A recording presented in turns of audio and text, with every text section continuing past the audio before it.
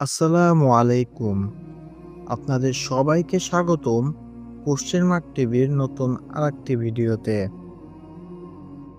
আমি আজকে আপনাদের যে ঘটনাটি শোনাবো, সেই ঘটনাটির নাম হচ্ছে হযরত ইব্রাহিম ও সারা এর ঘটনা। হযরত আবু হুরায়রা রাদিয়াল্লাহু তাআলা আনহু তিনি বলেন, নবী করিম সাল্লাল্লাহু আলাইহি ওয়াসাল্লাম বলেছেন, ইব্রাহিম আলাইহিসসালাম সারাকে সঙ্গে নিয়ে হিজরত করলেন এবং এমন এক জনপদে প্রবেশ করলেন যেখানে এক বাদশাহ ছিল, অথবা বললেন এক অত্যাচারী শাসক ছিল। তাকে বলা হলো, ইব্রাহিম নামক এক ব্যক্তি এক পরম সুন্দরী নারীকে নিয়ে আমাদের এখানে প্রবেশ করেছে। সে তখন তার নিকট লোক পাঠিয়ে জিজ্ঞাসা করল, হে ইব্রাহিম, তোমার সঙ্গে এ নারী কে? তিনি বললেন, আমার বোন। অতঃপর তিনি সারার নিকট ফিরে এসে বললেন, তুমি আমার কথা মিথ্যা মনে করো না। আমি তাদেরকে বলেছি যে তুমি আমার বোন। আল্লাহর শপথ, দুনিয়াতে এখন তুমি আর আমি ব্যতীত আর কোনো মুমিন নেই। সুতরাং আমি আর তুমি দ্বীনি ভাই বোন।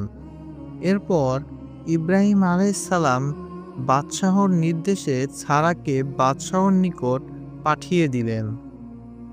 বাদশাহ তার দিকে অগ্রসর হলো। সারা অজু করে সালাত আদায়ে দাঁড়িয়ে গেলেন এবং এ দোয়া করলেন, হে আল্লাহ, আমিও তোমার উপর এবং তোমার রসূলের ওপর ঈমান এনেছি এবং আমার স্বামী ব্যতীত সকল হতে আমার লজ্জা স্থানকে সংরক্ষণ করেছি। তুমি এই কাফিরকে আমার ওপর ক্ষমতা দিও না। তখন বাদশাহ বেহুশ হয়ে পড়ে মাটিতে পায়ে আঘাত পেল। তখন সারা বললেন, হায় আল্লাহ, এ যদি মারা যায় তবে লোকে বলবে স্ত্রী লোকটি একে হত্যা করেছে। তখন সে জ্ঞান ফিরে পেল। এভাবে দুবার বা তিনবারের পর বাদশাহ বলল, তোমরা তো আমার নিকট এক সন্তানকে পাঠিয়েছ, একে ইব্রাহিমের নিকট ফিরিয়ে দাও এবং তার জন্য হাজেরাকে হাদিয়া স্বরূপ দান করো।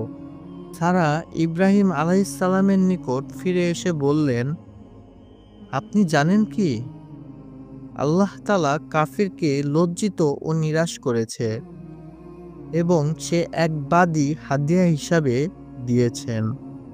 সহিহ বুখারী।